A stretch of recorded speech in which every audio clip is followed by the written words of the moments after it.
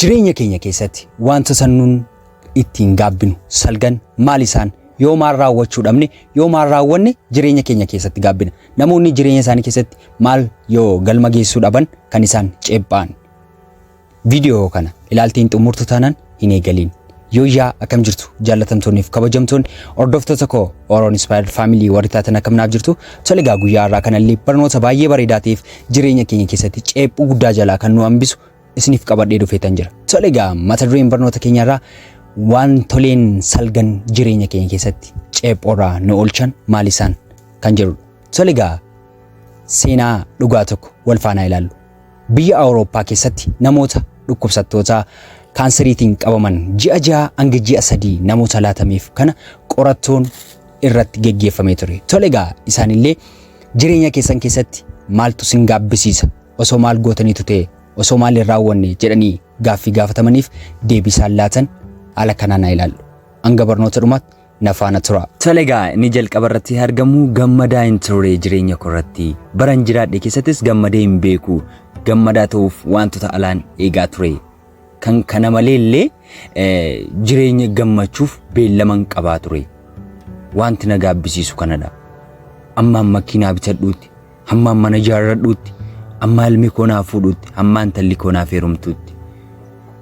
Ammaan gaafan wanta kan akkas godhadhuutti jedheen gammachuu koof beellaman qabaa ture. Jireenya jiraadhe keessatti gammadee hin beeku. Kanatu baay'ee na gaabbisiisa jedhee deebiseef jechuudha. Jireenya keenya keessatti yeroo baay'ee gammachuuf beellama qabnaa. Gaafan akkas godhadheen gammadaa arrannoon hojjedhaa jechoonni jedhaman kun booda isaarra dhumarra akka jara kana waan nu gaabbisiisudha. Nutillee wanta hojjennu wanta raawwannu kamirrattiyyuu yoo itti gaafatamummaa yookaan immoo wanta amma gochuu qabnutti yoo amma raawwanne malee gaabbisaa hin dandeenyu jechuudha. Inni lammiffaa irratti argamu beekumsa koo hin guddisne, beekumsa koo dandeettii koo hin guddisne, carraa barachuu hedduu qaban ture. Garuu carraa kanatti hin fayyadamne. Namoota na barsiisan, namoota naaf ta'an, namoota kallattii natti agarsiisan hedduun na bira jiru turani. Ani garuu ittiin fayyadamini nafe kun baay'ee na gaddisiisa, baay'ee na ceephisiisa, baay'een gaabbaa irraa nu batin hafuukotti baay'een gaddaa jedhe. Meeqan keenyatu namoota barnootaaf of qopheessoodha. Namoota nu bira jiranitti, namoota nu barsiisuuf jedhanirraa meeqan keenyatu barachuuf fedhii qaba. Meeqatti namoota nu bira jiranirraa hubannoo argachuuf tattaaffii godha. Jireenya keenya keessatti namoonni har'a nu bira jiran bor nu bira jiraatu jechuu miti. Nutillee carraa argannetti haala argannetti hin fayyadamnu taanaan akkuma kana booda gaabbii isaa hin dandeenyu. Kanaafuu carraa argatte itti fayyadami. Carraa barachuu qabdutti, carraa hubachuu qabdutti, carraa wanta argatte itti fayyadamuu qabdutti fayyadami. Kanan gooti yoo taate atillee gaabbuun kee hin oolu.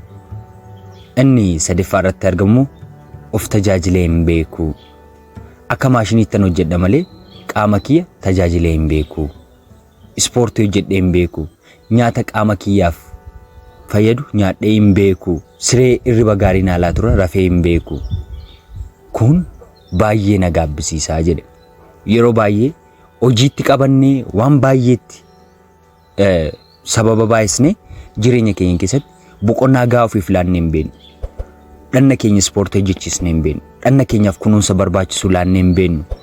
Qaama mi'a garaacha keenya keessa jirus ta'e, tiruu keenyas ta'e, kulaalitii keenyas ta'e, kalee keenyas ta'e wanta dhanna keenya keessa jiru kamiifuu kunuunsa laannu taanaan booda isaa kunoo akkas obstaala galtee dhumni kee dhukkubaan akka tijuutu si taasisa. Kanaafuu jireenya jiraatu keessatti of tajaajili, ofiif yaadi, of kunuunsuu eegali, waan nyaatu, wanta dhudhu akka si madaalutti jiraadhu. Of tajaajilu hin dagatiin. Kanan godhii nafuukotti baay'ee na gaabbisiisaa jedhama. Inni afuraffaa irratti argamu haaloof jibbinsa jireenya koo keessa jiru namoota hedduuf haaloof jibba keessa koo jiruun namoota hedduu arrabsaaf qeeqaa yookaan immoo miidhaa jiraadheera. Jireenya koo keessatti wanti baay'ee na gaddisiisu kun haaloof jibba namootaaf qabaachuu kola. Hiyyeessota hedduu boochiseera, namoota hedduu gaddisiiseera. Sababan jibbuuf, sababan haaloo irraa qabuuf namoota hedduu haalootti qabadheera. Akka malees jibbeera. Ani garuu amma saa kanarratti du'uuf ji'a 3 qofaatu na hafa. Waan darbe hundumaatuun sirreessuu danda'e baay'ee natti tola. Garuu naaf hin danda'amu jedhe. jireenya keenya keessatti namoota nuun har'a haalootti qabannee humna keenyatti agarsiisne miinu yookaan immoo jibbinu jireenya keenya keessatti guyyaa tokko gaafa wantichi darbu baay'ee nu gaddisiisa, baay'ee nutti dhaga'ama. Deebisnee sirreessuu akka hin dandeenyetti akka hin balleessineef har'a of eeggannoo guddaa gochuu qabna. Garmalee namarratti haaloo qabachuu, garmalee nama jibbuun booddisaa dhumnisaa gaabbii fida.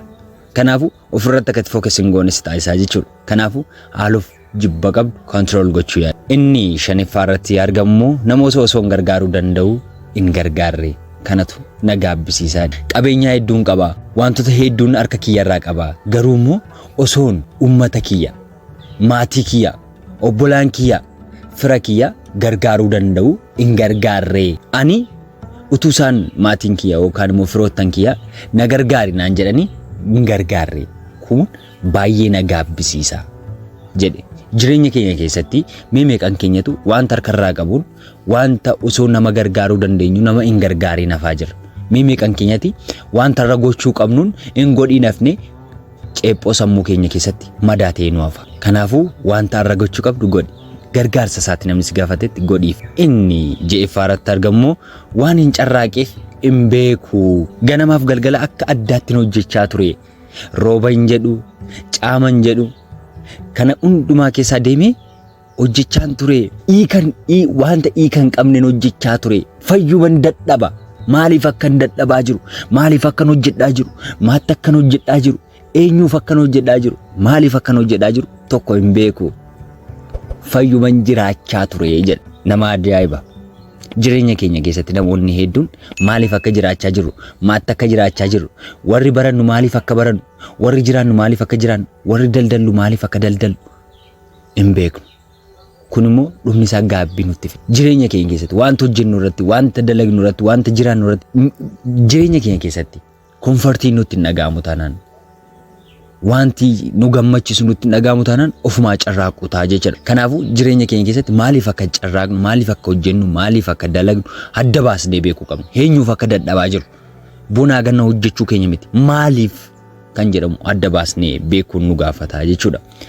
Inni torbaffaarratti argamu abjuu kiyyaaf hin jiraanne waggaa 20 guutuun waajjira tokko keessan hojjedhee kaampaanii tokko qofaafin hojjechaa ture waggaa 20 guutuu garuu abjuu kiyya hin jiraanne jedha. Namoonni hedduun hojii mul'ata keenyaaf nu jiraachisurra hojjechaa hin jiru. Kun sababa maaliiti?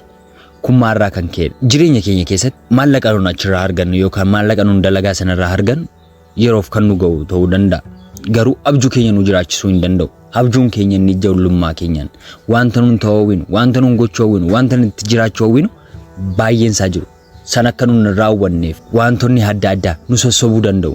Karaarraa nu kaasuu danda'u. Sana laallee waan duuba deebinu yoo taane abjuu keenyaaf jiraachuu yoo dhabne, abjuu har'a mul'ata keenya booriif jiraachuu yoo dhabne na amani. Amma barbaadde yoo jiraattallee dhumni kee gaabbii ta'a. Inni 8ffaarratti argamu immoo maatii kiyyaaf yeroo hin kennine jedha. Guyyaama hundumaa ganamaaf galgala ba'ee fiiga.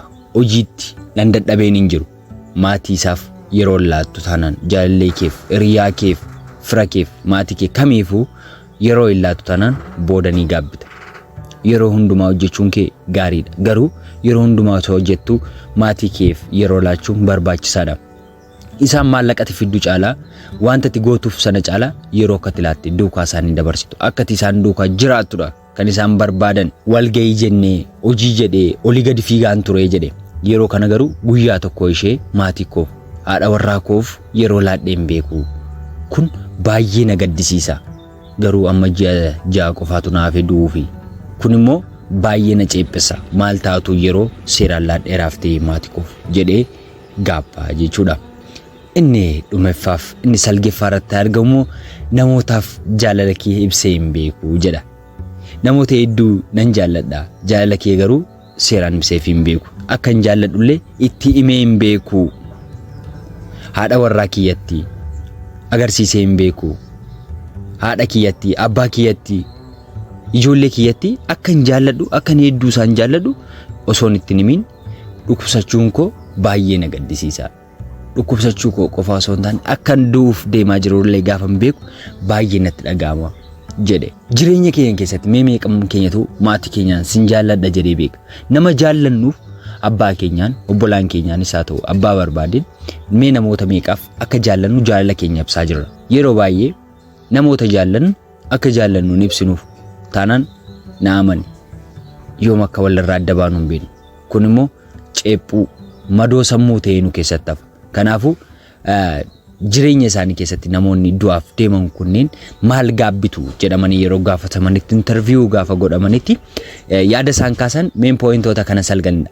Jireenya keenya keessatti nunillee galagalchinee ilaaluu dandeenya. Yoo maal goonedha nuti kanneen nun kanarraa barachuu dandeenyu haala kamiin yoo deemnedha kan jedhudha. Hundi keessanuu akkasii waa baay'ee irraa baratan abdii guddaan qaba. Waan nafaana turtaniif guddaa galatooma. Barnoota biraan hanga walitti deebinutti turtii gaarii. Yoo isinitti toleerate like, share, subscribe gochuun maatii keenya ta'uu hin dagatinaa.